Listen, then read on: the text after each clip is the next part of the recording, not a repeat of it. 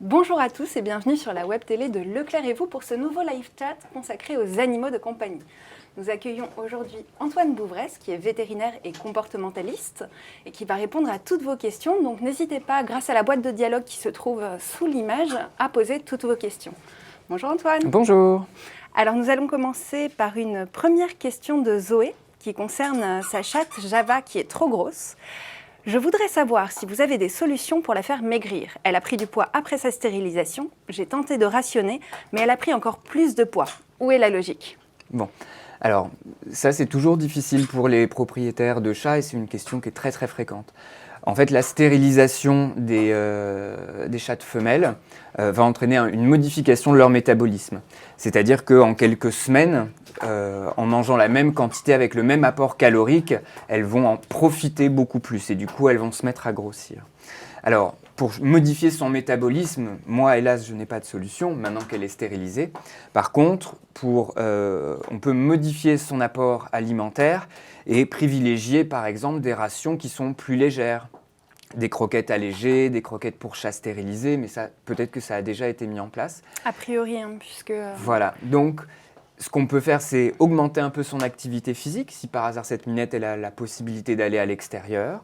On peut remplacer la gamelle par des jouets distributeurs de nourriture, pour pas qu'elle se goinfre, mais pour qu'elle soit obligée de jouer un petit peu pour récolter 1, 2, 3 croquettes à la fois, plutôt que de se goinfrer, et éventuellement rajouter un petit peu de courgettes pour faire gonfler la ration, et avoir un plus gros volume de ration alimentaire, sans pour autant augmenter énormément l'apport calorique. Ça peut être une solution intéressante pour cette minette, et faire un bon suivi. Mais faire maigrir un chat, c'est très difficile.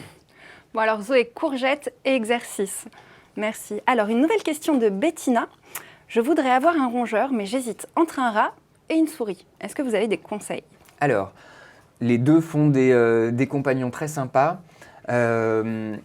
Vous aurez, alors après c'est des avis un petit peu personnels, mais vous aurez potentiellement plus d'interaction avec un petit rat qui peut apprendre plein de choses, apprendre à rester sur vous, dans votre cou, que vous pouvez emmener dans la maison partout avec vous, qui peut apprendre à être propre. Avec les souris, c'est un petit peu plus difficile d'avoir ce genre d'interaction. La plupart du temps, les petites souris, elles restent souvent dans leur cage ou dans leur terrarium, alors que les petits rats, on peut vraiment les garder très facilement tout le temps avec soi quand on est à la maison. Donc il y aura un petit peu plus d'échanges avec un rat. Voilà, potentiellement, oui. Après, c'est personnel, évidemment. Alors, je ne sais pas si vous les apercevez, mais Antoine a amené ses 2 chiens, si vous les croisez. Donc il y a Imhotep et Yuka qui sont avec nous. Voilà, et qui ont leurs petits joujoux, qui sont en train de détruire consciencieusement. On enchaîne avec une autre question de Pline50. J'ai plusieurs chats à la maison et malgré un nombre conséquent de litières nettoyées régulièrement, j'ai toujours le même chat, dont je tairai le nom, qui fait ses besoins hors de la litière. D'où vient le problème ? Ok. Alors, bon, tant que le chat est anonyme, je vais me permettre de donner mon avis.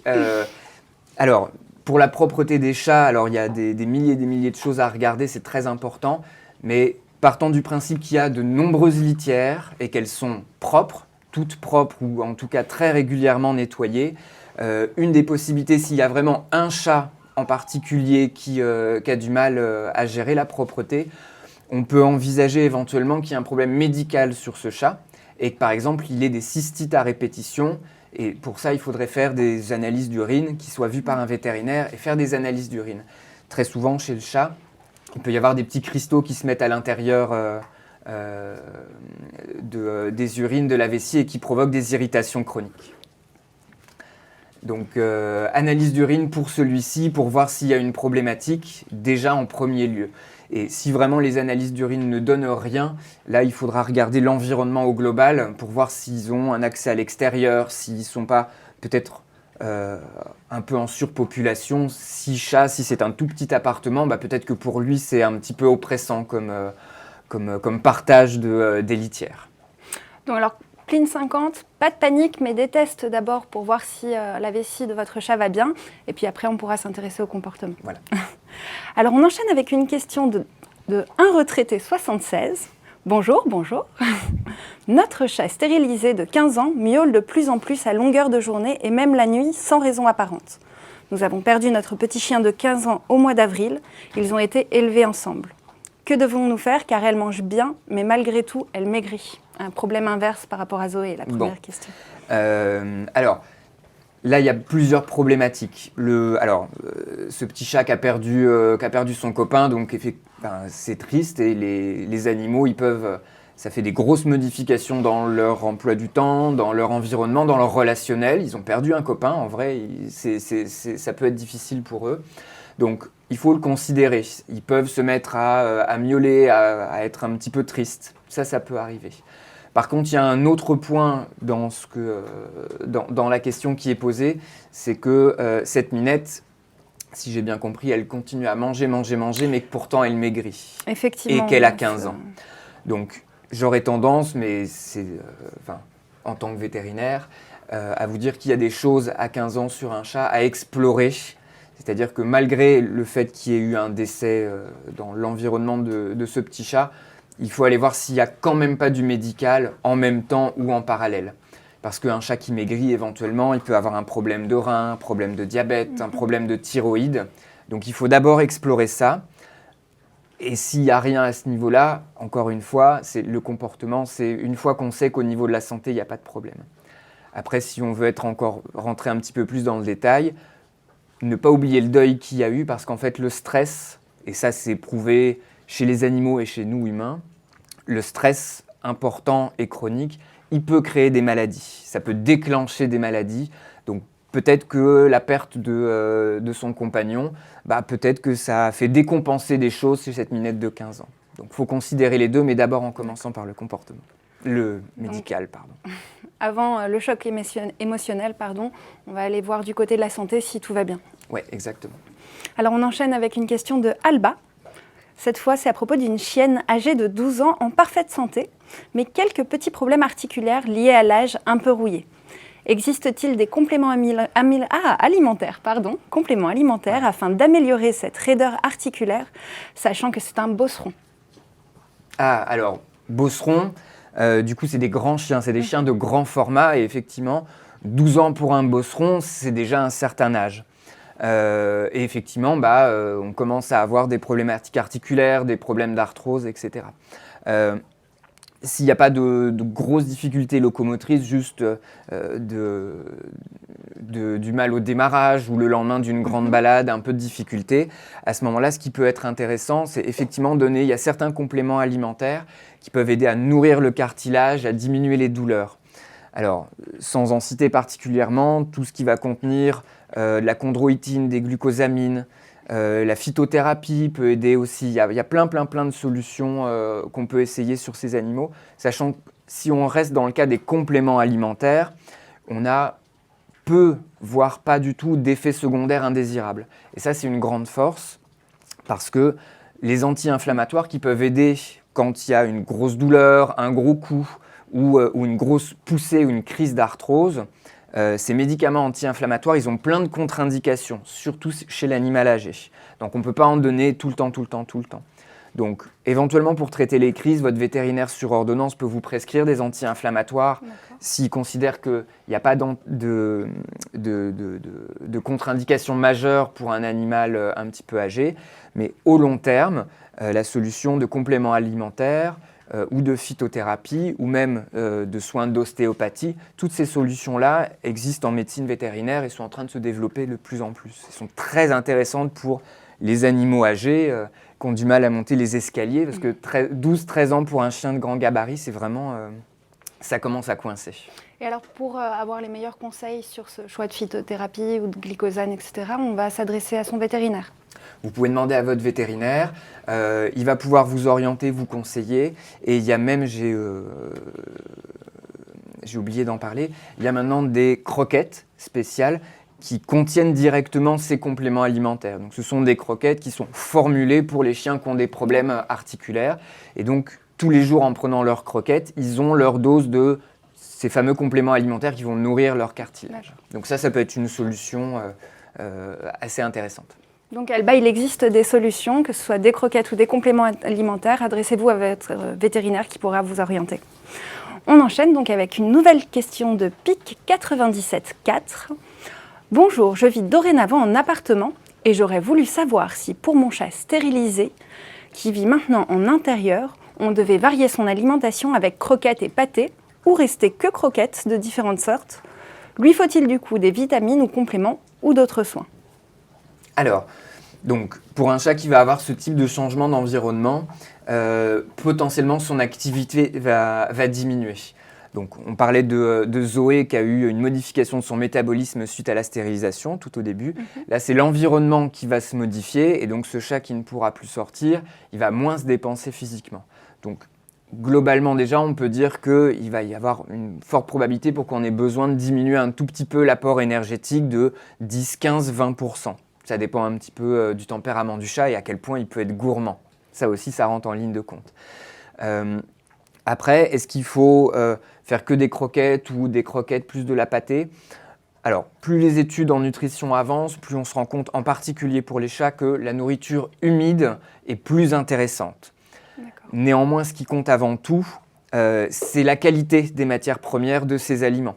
C'est-à-dire que donner des pâtés de mauvaise qualité, de très bas de gamme, ça ne sera moins intéressant que de donner des croquettes pour le coup de bonne qualité.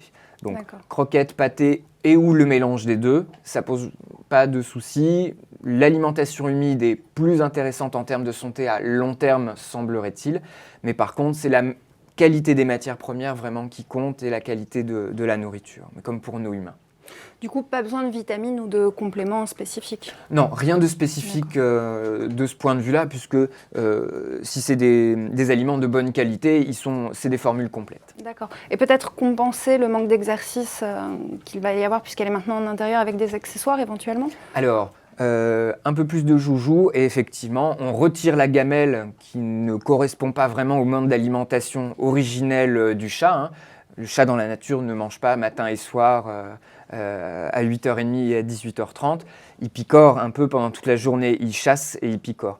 Donc à la maison, on retire la gamelle et on met ce dont on a parlé, des fameux jouets distributeurs de croquettes, des petites babales par exemple, où il faut les faire rouler, les attaquer, les chasser pour avoir des petites croquettes qui tombent et les ingérer.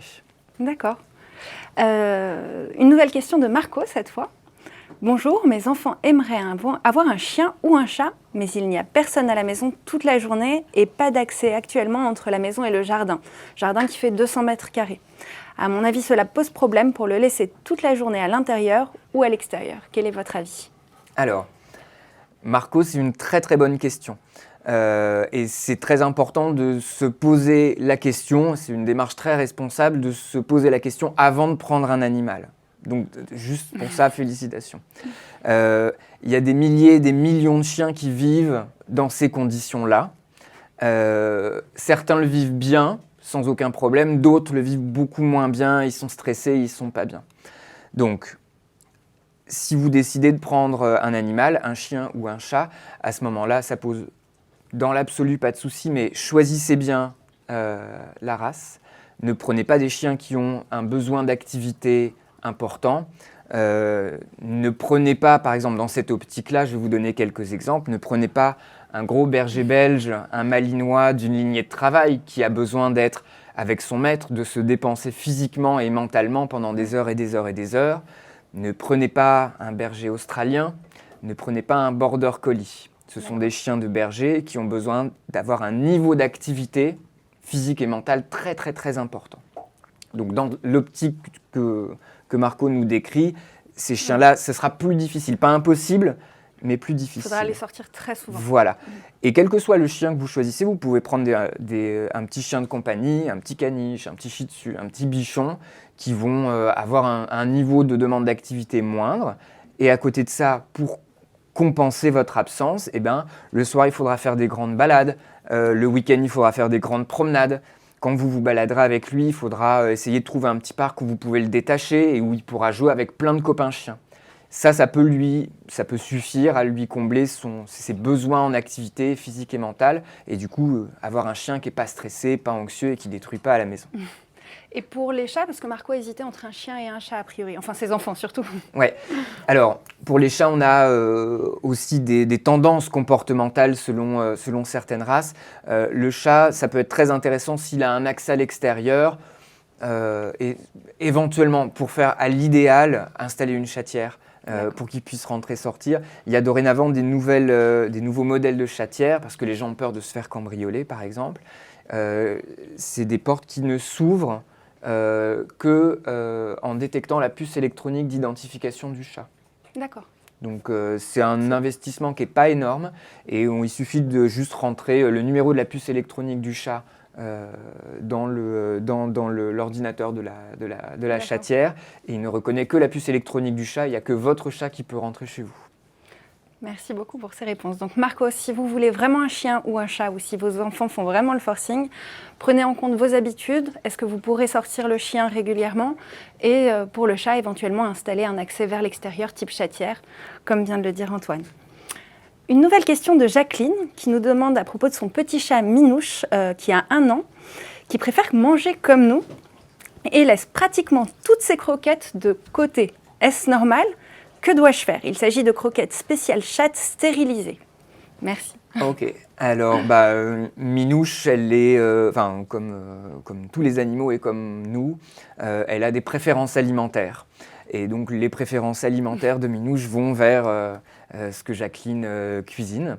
Donc, Jacqueline doit être bonne cuisinière, et son chat préfère ce qu'on lui donne plutôt que ses croquettes. Dans l'absolu, si ce qu'on lui donne est équilibré en apport de protéines, de fibres, de légumes, a priori ça pose pas de problème. Il faut juste qu'il n'y ait pas d'excédent. Il ne faut pas que ce soit que de la viande ou que des légumes, etc. Donc si la ration qu'elle lui offre, ce qu'on appelle une ration ménagère, est équilibrée et que la quantité est satisfaisante, il n'y a pas de souci dans l'absolu. Après, plus vous allez lui donner ces rations ménagères qu'elle aime bien, moins elle acceptera de manger les croquettes qui, a priori, n'ont pas l'air d'être vraiment à son goût. Mais si vous décidez de la passer en ration ménagère, et si la ration ménagère est bien construite, a priori, il n'y a aucun souci. Jacqueline, pas de problème pour la ration ménagère si votre chatte n'aime pas les croquettes, donc à vous de vous mettre au fourneau pour 2. Une nouvelle question de Chenapan 173. Bonjour docteur. Mon York âgé de 12 ans a une très mauvaise haleine. Que dois-je faire? Quelques dents sont couvertes de tartre. Est-ce la cause de cette mauvaise haleine? Merci pour votre réponse. Alors, oui, très probablement. Le tartre est un des ennemis numéro 1 de la laine pour les petits chiens. Les Yorkshire sont des grands spécialistes des dents très entartrées très souvent. Donc, c'est probablement ça qui cause la mauvaise odeur, parce que le tartre, c'est un mélange de bactéries et d'éléments minéraux. Donc, c'est un vrai bouillon de culture. En général, ça abîme les dents, elles peuvent commencer à se déchausser. Il peut y avoir, en plus du tartre, des abcès dentaires qui se mettent en place. Donc, un soin, là, pour le coup, s'il y a vraiment une grosse épaisseur de tartre, c'est des tartrages. D'accord, des tartrages en cabinet. Détartrage chez le vétérinaire, ça se pratique sous tranquillisation, de toute façon, et ça va lui rendre une haleine fraîche. Peut-être qu'il y a quelques dents qui vont tomber pendant le détartrage si vraiment le tartre a beaucoup abîmé les dents et les gencives. Ça peut arriver. Après, pour éviter que le tartre ne revienne, il y a certains aliments qui sont conditionnés pour justement ne pas favoriser la plaque dentaire. Il y a quelques bains de bouche et quelques lamelles à mâcher qui marchent bien, qui évitent que le tartre ne se reforme. Par contre, s'il y a 1 centimètre de tartre déjà en place, toutes ces lamelles à mâcher, elles ne sont pas assez efficaces pour l'éliminer. Et je pense qu'il va retrouver une très bonne haleine juste après le détartrage. Après, de toute façon, pendant le détartrage, le vétérinaire examine l'ensemble de la cavité buccale et regarde si, en plus du tartre, il y a d'autres choses. Des ulcères sur la langue, des infections au niveau dentaire, etc. D'accord. Alors, Chenapan 173, le meilleur moyen pour enlever la mauvaise haleine de votre chien, c'est le détartrage chez le vétérinaire, ou sinon, après, pour maintenir donc cette bonne haleine, des petites lamelles. Ouais. Exactement. Alors, une nouvelle question de Thibaut. C'est quoi une ration ménagère? Pour en revenir à la question juste précédente. La ration ménagère, c'est une ration qui est faite par la ménagère. C'est-à-dire, c'est les éléments que nous, on va pouvoir cuisiner. C'est à l'opposition de ce qu'on appelle les rations industrielles qu'on peut acheter tout fait, tout prêt, entre guillemets. Et donc, dans ces cas-là, c'est à nous, aux maîtres qui décident de faire ça,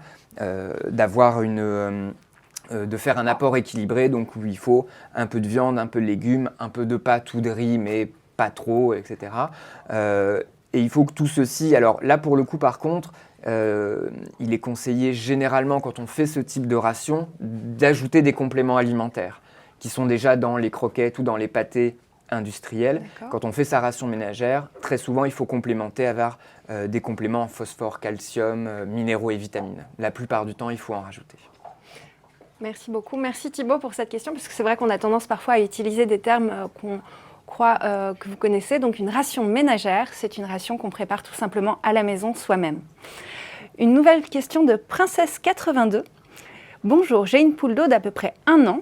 J'ai un jardin, mais ma poule ne veut plus rester dehors. Elle reste toute la journée avec moi dans la maison. Dès que je sors dehors, elle reste, mais dès que je pars, elle me suit.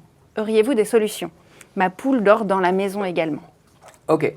Et ben, cette petite poule, elle s'est attachée à vous et beaucoup, et elle préfère être avec vous qu'être toute seule à l'extérieur, tout simplement. Donc, dans ces cas-là, il n'y a pas... si ça ne vous pose pas de problème dans l'absolu, laissez votre poule se balader avec vous dedans, dehors. A priori, il n'y a pas d'anxiété de séparation qui existe, ou en tout cas qui est démontrée chez la poule. Mais voilà, elle est attachée à vous, elle a un lien affectif vis-à-vis de sa maîtresse, et donc elle est mieux si elle la suit, elle préfère essayer de rentrer à l'intérieur pour être avec sa maîtresse plutôt que d'être à l'extérieur et de picorer. Je pense qu'en plus, elle doit avoir une alimentation à volonté et très riche, donc elle n'a pas forcément le besoin d'aller chercher des choses à picorer à l'extérieur, donc ça ne l'intéresse pas plus que ça d'être à l'extérieur et de picorer. Et alors, si la poule suit Princesse 82 lorsqu'elle s'en va, est-ce qu'il faut l'enfermer du coup dans la maison ou dans une cage? Pour les rendez-vous mondains, ouais, il vaut mieux la laisser à la maison, mais après chacun choisit. Si elle veut amener sa poule, elle peut le faire. D'accord, donc pas d'anxiété pour la poule, mais si vous avez des obligations, n'hésitez pas à l'enfermer dans le poulailler. Voilà. Une nouvelle question de Canel, cette fois. Comment empêcher mon chat de faire ses griffes sur mon canapé? Je lui coupe ses ongles régulièrement, merci. Alors, empêcher un chat de faire ses griffes, c'est compliqué, et parce qu'en fait c'est un besoin, c'est un réflexe pour le chat. Comme les chiens que vous voyez là, ils ont un besoin d'avoir une exploration buccale, de mâchouiller quelque chose, alors à des degrés différents. Le chat a besoin, très régulièrement, alors ça dépend de certains individus, mais il a besoin de faire ses griffes, et on considère aussi que ça fait partie du marquage du territoire du chat. C'est-à-dire qu'un petit chat fait ses griffes toujours à des endroits qui sont stratégiques pour lui. C'est-à-dire par exemple sur les coins de table, sur les coins de canapé, sur des montants verticaux.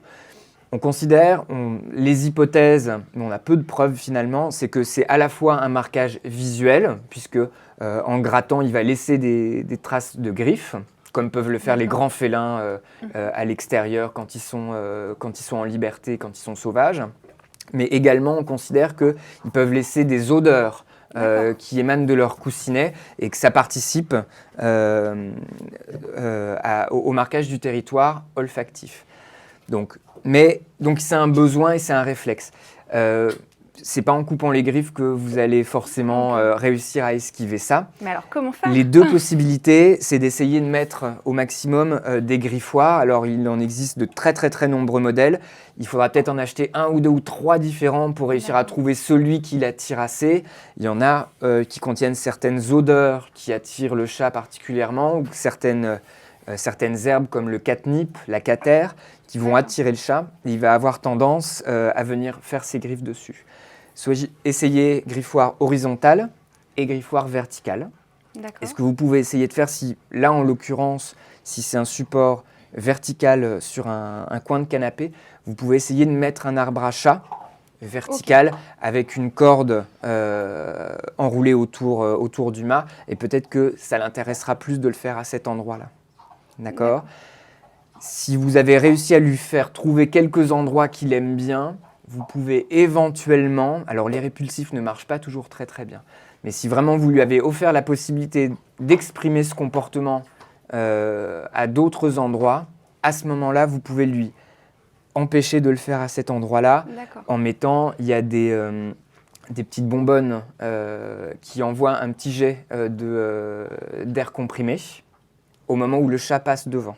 D'accord. C'est-à-dire que dès que le chat passe devant un endroit précis, il y a un jet d'air comprimé qu'on peut diriger vers le chat. C'est non douloureux, mais ça lui fait très peur. Et donc, du coup, à chaque fois qu'il va passer à cet endroit-là, il va y avoir une aversion.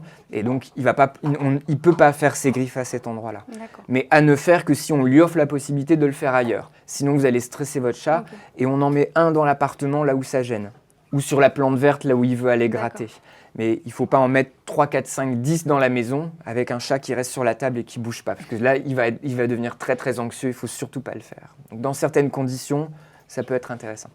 Merci pour cette réponse. Donc cannelle, essayez des alternatives avec des griffoirs ou des arbres à choix à placer dans les endroits stratégiques que votre chat préfère. Et auquel cas, quand vous lui avez proposé ces alternatives, éventuellement des répulsifs s'il continue de s'acharner sur vos canapés. Une nouvelle question de Marie-Noël cette fois, qui elle aussi a acheté un arbre à chat pour ses 2 chats, mais pour le coup, il n'y porte aucun intérêt. Comment faire pour qu'il s'y intéresse et arrête de faire les griffes sur la moquette ? Bon, Marie-Noël, il faut essayer d'autres arbres à chat ou à d'autres endroits. D'accord. J'ai hélas pas de... le chat choisit, le maître dispose plein d'éléments, mais systématiquement c'est le chat qui choisit. Et quand on fait, alors ça s'appelle des aménagements de l'environnement, pour justement essayer de... orienter les comportements qui sont indésirables pour nous mais normaux pour le chat. On va essayer plein de choses jusqu'à en trouver une qui marche. Peut-être que ces chats, je ne sais pas si les chats ont un accès à l'extérieur, ça en général c'est l'idéal pour eux. Sinon, d'autres griffoirs, éventuellement avec certaines odeurs qui leur plaisent pour les attirer. Un peu de cater ou du catnip, c'est des petites herbes qui les aident à venir se frotter dessus. D'autres modèles ou un bon tronc d'arbre avec de l'écorce. Ça, en général, ils aiment bien. C'est un peu particulier comme décoration dans le salon, mais ça peut être... il faut chercher. Pour ce chat-là, je n'ai pas la solution. Donc, Marie-Noël, il faut essayer de changer la place de votre arbre à chat, éventuellement de mettre des odeurs dessus, ou sinon, on lui en acheter un autre et faire son deuil, c'est ça ? Ouais. Ah, il y a une question de Sandrine qui trouve que vos chiens sont très très beaux et qui nous demande la race de Imhotep et Yuka. Merci Sandrine, ils seront très flattés. Yuka, c'est un croisé, enfin ce ne sont pas des chiens de race pure, mais Yuka elle est assimilée à un berger belge, c'est-à-dire un berger belge malinois.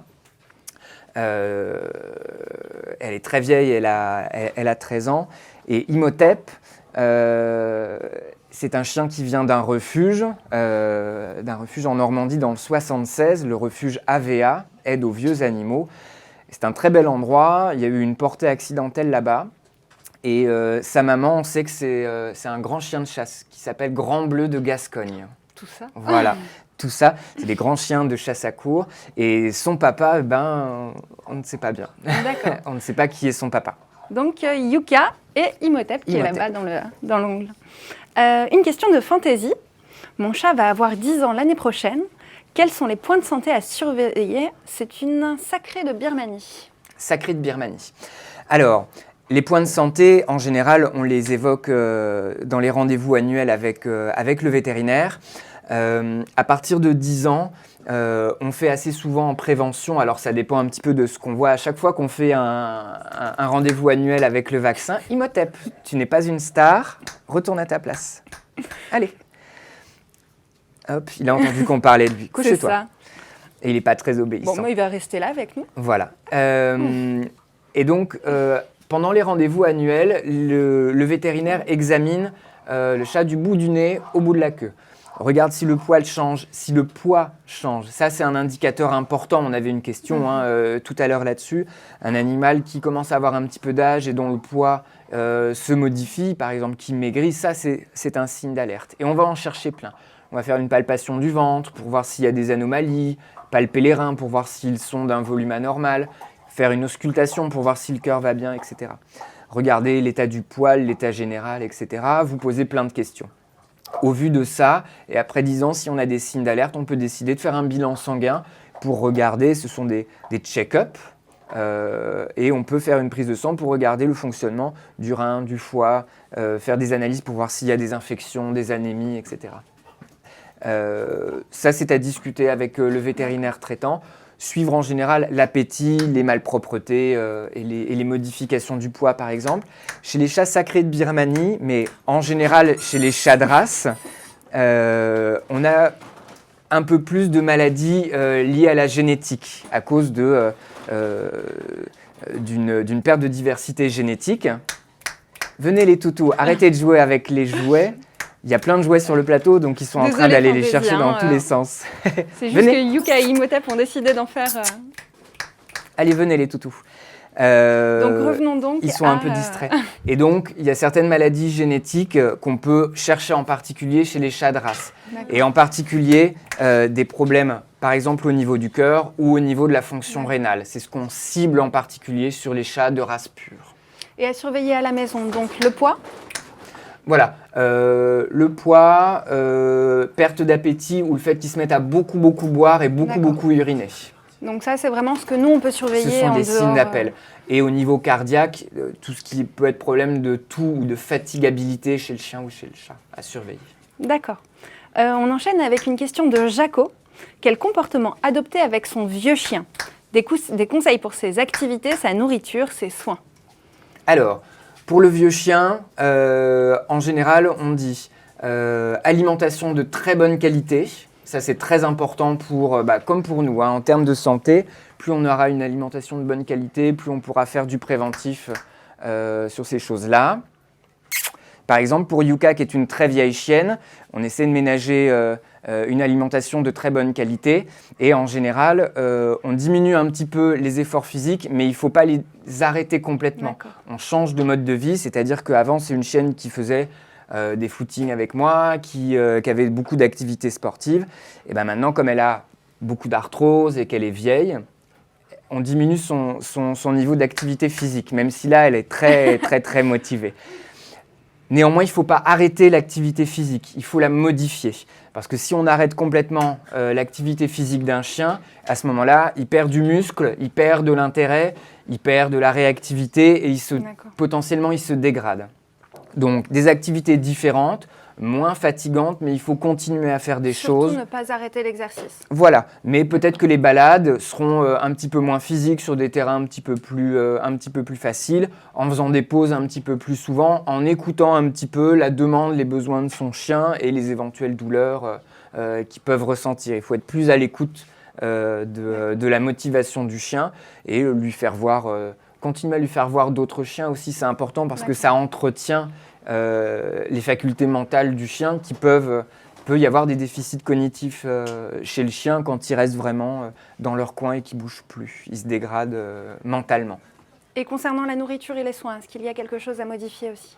Alors, les soins, c'est les mêmes symptômes d'appel en général, c'est-à-dire qu'on va regarder l'état de poids, l'appétit, le fait qu'ils se mettent à beaucoup boire et éventuellement beaucoup uriner. Là, vous voyez, Yuka, elle a 13 ans, mais elle continue à jouer avec son copain. Et elle n'est pas sage du tout. Allez. Allez, couchez-vous les deux. Couchez. Hop. Donc, on surveille toutes ces choses-là. Merci, Doudou. Couche-toi. Yuka, couche-toi. Mauvais chien. Ouais. Donc, reprenons. Pour un petit chien comme Yuka, qui est un petit peu âgé, on adapte son activité, éventuellement sa nourriture. Ouais. Et au niveau des soins ? Pareil, on surveille prise de poids, la qualité du pelage, le fait on regarde si elle ne se met pas à boire des litres et des litres et des litres et des litres. Ou qu'elle n'a pas une grande fatigabilité ou qu'elle ne se met pas à tousser. On a une question d'Isabelle 19 qui revient sur les dents. Elle Ouais. parle de sa chienne de 12 ans qui a les dents dans un mauvais état, qui sont cariées. Et les sticks dentaires sont-ils encore à utiliser et encore utiles quand on a les dents cariées? Et les détartrages quand les dents sont déjà abîmées, est-ce que c'est aussi possible? Quelles sont les solutions auquel cas si les dents sont trop abîmées? Alors, comme on le disait, les sticks dentaires, quand les dents sont trop abîmées, ne suffisent pas tout seuls. Donc, il faut que ça passe par une partie de dentisterie où on va faire de toute façon, on fait un détartrage. Après, quand il y a des dents qui sont cariées ou qui sont trop abîmées par une hygiène bucco-dentaire pas adaptée, à ce moment-là, la plupart du temps, on retire ces dents. C'est-à-dire que une dent en mauvais état qu'on laisse en place va constituer une porte d'entrée dans la gencive et les infections vont se remettre en place, le tartre va se remettre en place très très rapidement et du coup ça va avoir un facteur décuplant et on va devoir refaire soit des cures d'antibiotiques parce qu'il y a des abcès, soit des détartrages trop régulièrement. C'est pour ça que quand on fait les détartrages et qu'il y a des dents qui sont trop abîmées et que la racine dentaire est abîmée et que la loge osseuse autour de la racine dentaire est abîmée par les bactéries, les infections, en général, il vaut mieux retirer une dent qui de toute façon va continuer à se réinfecter plutôt que de la laisser en place. Et nos petits chiens et chats, ils arrivent à très très bien gérer le fait d'avoir très peu de dents ou quasiment plus du tout. Éventuellement, ils se mettent à gober les croquettes ou alors on les passe en alimentation humide. Et en général, ils le gèrent très bien. Et on voit même assez régulièrement des chiens qui ont une mâchoire dans un très très très mauvais état, qui sentent très mauvais, qui ont beaucoup de tartre. Et une fois qu'on les détarte et qu'on leur retire des dents, dans les 2 ou 3 semaines qui suivent, parfois ils se remettent à reprendre du poids, reprendre beaucoup de poids parce qu'en fait ils étaient gênés par tout ce tartre et ces dents très abîmées. Et une fois qu'on les retire, ils sont beaucoup moins douloureux, ils se remettent à manger beaucoup plus facilement. Donc Isabelle 19, il faudrait aller voir votre vétérinaire pour soigner ses dents cariées, éventuellement les enlever, puis les sticks alimentaires ne seront plus un problème pour votre chien. Une nouvelle question de Doudou. Doit-on modifier les rations de croquettes de son chien en fonction de l'activité? Oui, tout à fait. Alors, dans l'activité, il y a beaucoup de choses. Et en fait, les facteurs, quand on fait une ration alimentaire, donc il y a un certain nombre de calculs qu'on doit faire pour, par exemple, un chien de 20 kg, on va dire qu'il faut tant de calories. D'accord. À ce calcul de ration, en général, on va apporter des coefficients, ça s'appelle les coefficients modulateurs, ce qui veut dire qu'on va prendre en compte plein de critères et qu'en fonction de ces critères, on va augmenter ou diminuer à chaque fois. Par exemple, pour un chien de 20 kg, s'il lui faut par exemple 1000 unités de nourriture, le fait qu'il soit entier va faire qu'il va brûler plus rapidement des calories. D'accord. Par contre, s'il est castré, on diminue la ration de 20%. D'accord. S'il est très actif, on peut augmenter sa ration jusqu'à 20 ou 30%. En revanche, si par exemple ce même animal avec son même métabolisme, s'il s'est fait opérer du genou et qu'il doit être au repos pendant 1 mois, par exemple, on peut diminuer sa ration de 20%. Il y a des facteurs de race aussi qui rentrent en ligne de compte et les propriétaires de Labrador vous diront que ce sont des animaux qui ont une tendance au surpoids, et ça c'est vrai et avéré, et du coup juste du fait, c'est très peu injuste, mais juste du fait que ce sont des Labradors, on va leur retirer 20% de leur apport calorique. On essaye de compenser en ayant des rations volumineuses, mais en termes de calories, il faut en apporter moins. D'accord. Donc, ce qui peut rentrer en ligne de compte, ça peut être aussi le climat. Dans des climats extrêmes où il fait très froid, on peut augmenter un petit peu la ration en fonction de l'activité. Et après, selon que ce sont des animaux qui sont seniors, on peut modifier aussi, puisque leur besoin n'est pas le même, quelle que soit l'activité, les chiennes en lactation, etc. Donc c'est vraiment une ration, ça se calcule vraiment pour un individu. C'est pour ça que c'est difficile de calculer une ration ménagère, et c'est pour ça qu'il y a tant de références juste en termes de croquettes industrielles, c'est que vraiment le besoin est vraiment dépendant de chaque individu, du format, de l'âge, de stérilisation, activité et de la race. Ça fait beaucoup de facteurs à prendre en ligne de compte. Donc normalement, en suivant les indications sur le paquet de croquettes, si vous utilisez des croquettes, vous aurez toutes ces indications. Et sinon, il faut demander conseil au vétérinaire plus particulièrement. Il y a une bonne partie des informations, mais le facteur racial, par exemple, n'est pas toujours pris en ligne de compte. Donc, ce qui est intéressant, c'est, si vous faites un changement de croquette, c'est d'avoir un suivi du poids. Et si vous voyez qu'avec telle ration pour telle croquette, vous voyez que le chien commence à monter un petit peu en poids, à ce moment-là, diminuer un peu la ration ou la modifier pour qu'elle ait plus de volume mais un petit peu moins de calories. Alors Doudou, on adapte. Votre chien fait beaucoup d'exercices. Vous rajoutez un petit peu de On croquettes. peut augmenter un petit peu. S'il grossit, on peut baisser un petit peu, quitte à rajouter des courgettes, comme vous l'expliquez pour les chats. Alors, pas trop de courgettes d'un seul coup, parce que ça peut modifier un petit peu le transit, mais oui, on peut rajouter certains légumes qui permettent d'augmenter l'appétence de la croquette et d'augmenter le volume sans apport calorique majeur. Merci beaucoup pour cette réponse très complète. Une nouvelle question de Jeanne. Comment rassurer un chat lors d'un trajet en voiture ? Ah, pas facile. C'est très compliqué et il y a énormément de chats qui sont très stressés quand ils sont en voiture. Certains chats accepteront d'être rassurés, effectivement. Alors, normalement, légalement, un chat doit rester enfermé dans sa boîte de transport ou être attaché quand vous êtes dans une voiture. C'est dangereux d'avoir un chat en liberté dans l'habitacle de la voiture. Donc je ne saurais pas vous le conseiller parce que c'est interdit. Si vous devez le rassurer, effectivement, il peut avoir un harnais et être accroché à une ceinture de sécurité. Il y a des petits systèmes qui se font comme ça. Et s'il est plus à l'aise sur vos genoux et que vous le caressez, oui, ok, sans aucun problème. Mais certains chats ne seront pas assez rassurés par vos câlins, votre présence, ou au contraire, même peut-être que ça peut les gêner de se faire papouiller à un moment où ils ne sont pas à l'aise du tout parce qu'ils ont peur en fait de la voiture, des vibrations, des odeurs ou de la caisse de transport. Et l'idéal étant de les habituer dès tout petits à rentrer dans la caisse de transport, à y rester un petit peu, les habituer, les faire manger dans la caisse de transport, leur faire des trajets très très courts pendant lesquels ils vont s'habituer, ou même parfois les mettre dans la boîte de transport et quand ils en ont l'habitude, rester 5 minutes dans la voiture sans rouler, en lisant un bouquin pendant 5 minutes avec le chat et ensuite repartir. C'est vraiment de l'habituation progressive.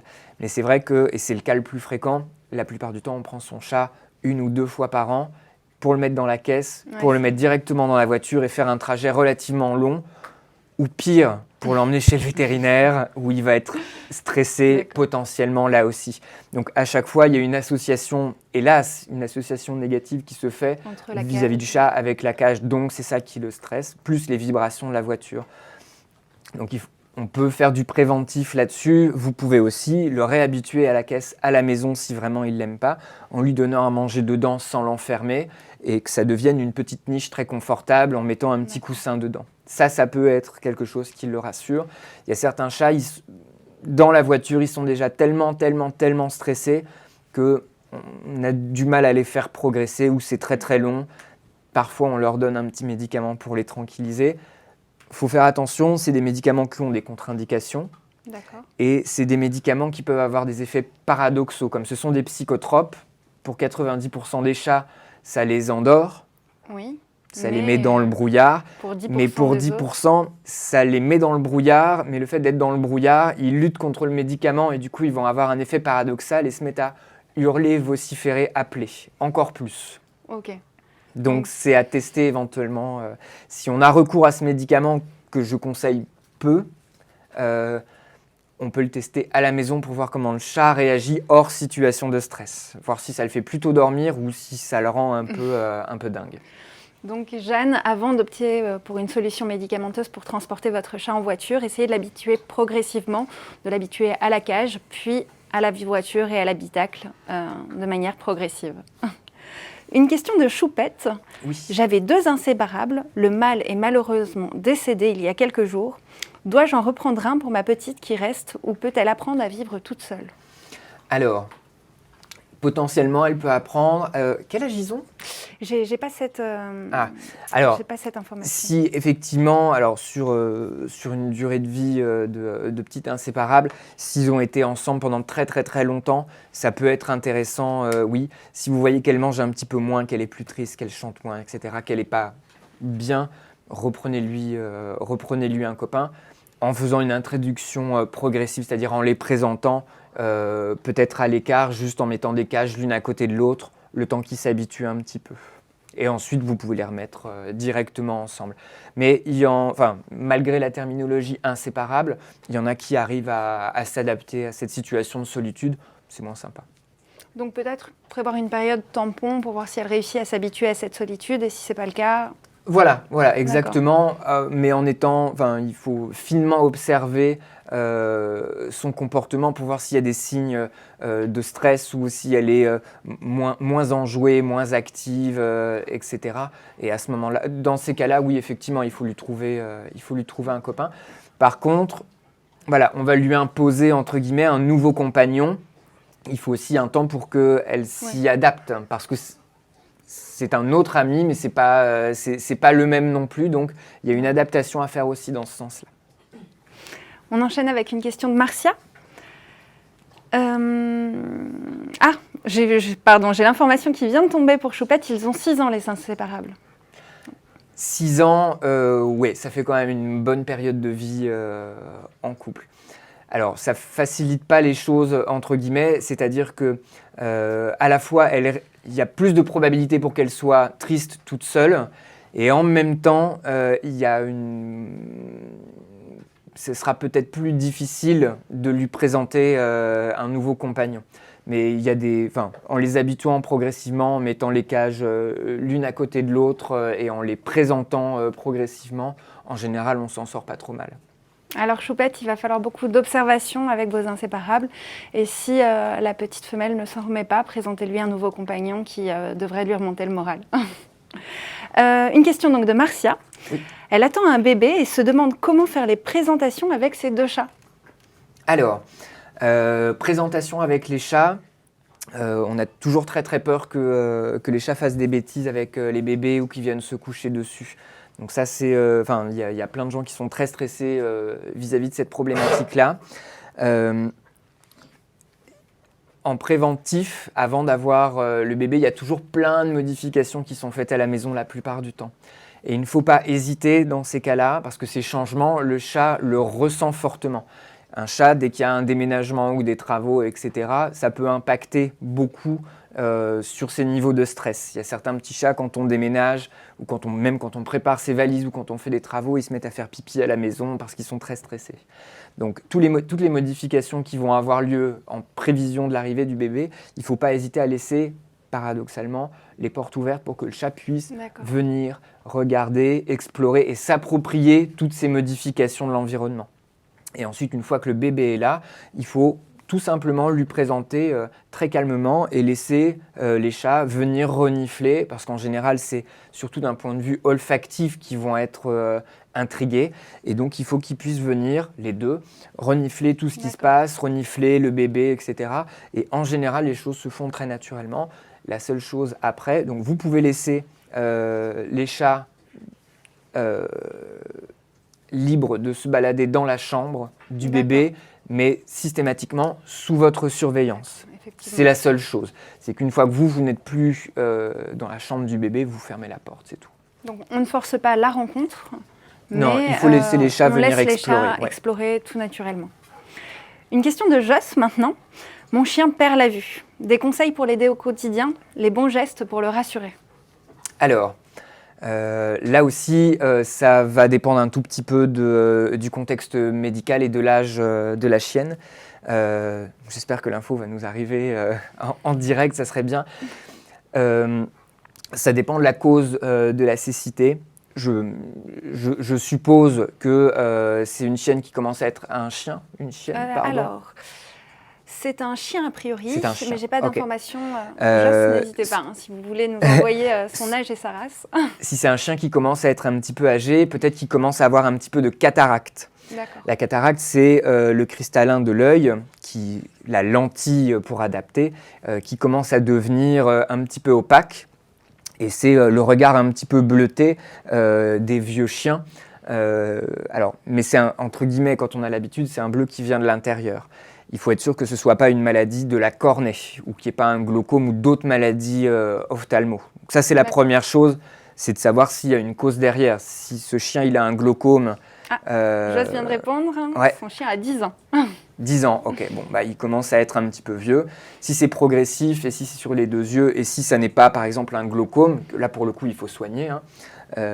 Si c'est une cataracte progressive, alors il y a certains compléments alimentaires qui théoriquement diminuent un petit peu la rapidité d'évolution du cristallin, mais on n'a pas des résultats fulgurants, hélas, et de toute façon on ne revient pas en arrière. Par contre, ce que l'on peut faire pour ces chiens, c'est adapter un petit peu l'environnement et les balades. La cataracte modifie énormément les capacités visuelles, surtout en vision crépusculaire, quand il n'y a pas beaucoup de lumière.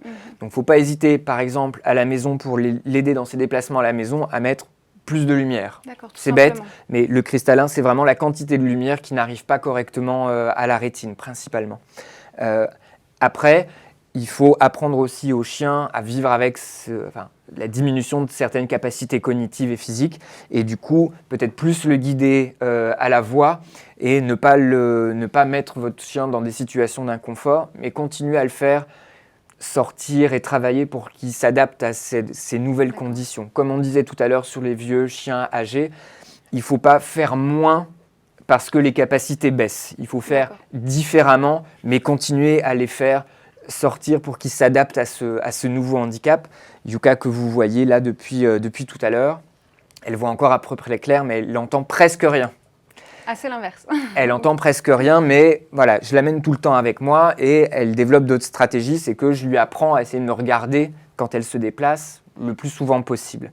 Donc il faut s'adapter à ces choses-là, mais c'est vrai que si on se dit « Oh bah, il est sourd, il est aveugle, il voit moins bien, je le laisse dans son coin », le chien n'arrivera pas à s'adapter et il risque de perdre des capacités adaptatives et cognitives.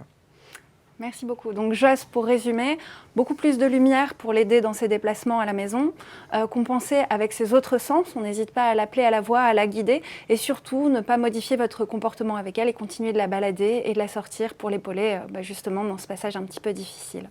Voilà. Et être sûr qu'on parle bien d'une cataracte, j'en fais l'hypothèse, mais il faut être sûr. J'ai une dernière question. C'est une question de Vincent qui habite en ville en appartement. Mais il va souvent à la campagne le week-end. Vaut-il mieux laisser son chat à l'appartement pour 1 ou 2 jours ou l'emmener avec 1 heure ou 2 de trajet pour profiter du grand air et qu'il ne reste pas tout seul? Alors, c'est une question qui est très chat dépendant, c'est individu dépendant.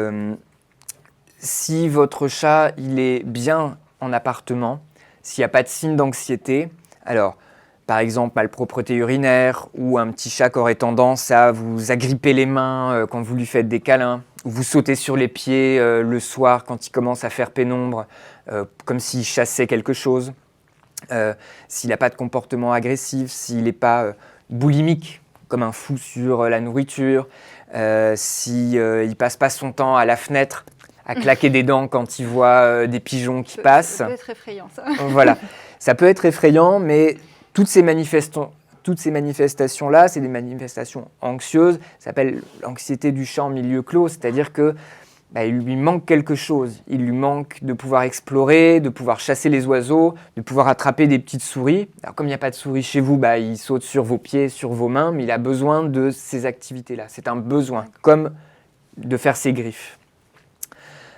S'il n'y a aucune de ces manifestations, c'est-à-dire que c'est un petit chat pépère, qui vit bien sa vie en appartement, qui vous saute pas sur les pieds, etc., vous pouvez le laisser à la maison. Le grand air peut être un plus, mais ce n'est pas forcément intéressant.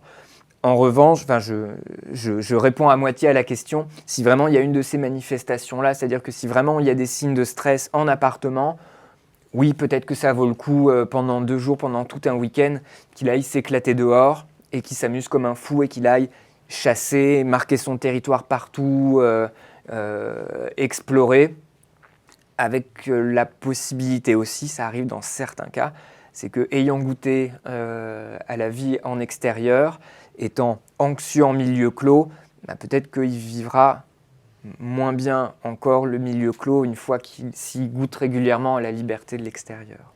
C'est une possibilité à laquelle... qui existe, c'est quand même assez rare globalement, mais néanmoins ça peut arriver. Donc c'est vraiment chaque chat et chaque individu chat va réagir d'une manière différente aux conditions de l'environnement. Donc finalement, il n'y a pas de vraie bonne solution. J'ai pas de vraie bonne réponse. Les chats c'est toujours un plus qu'ils aient un accès à l'extérieur, toujours. D'accord. Ça les rend, enfin, ils peuvent mieux assouvir leurs besoins comportementaux à l'extérieur.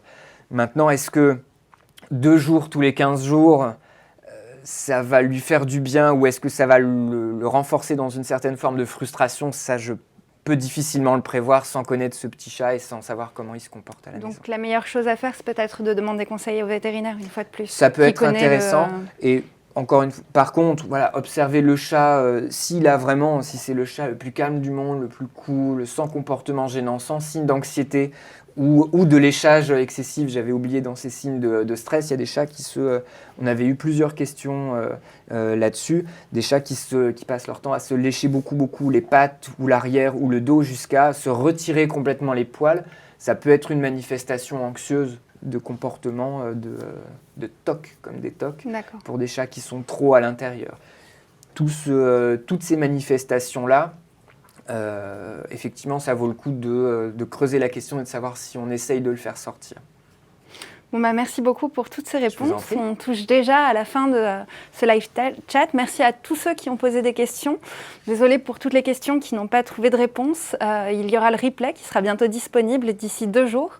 À très bientôt pour de nouveaux live chats sur les animaux sur la web télé de Leclerc. Merci beaucoup.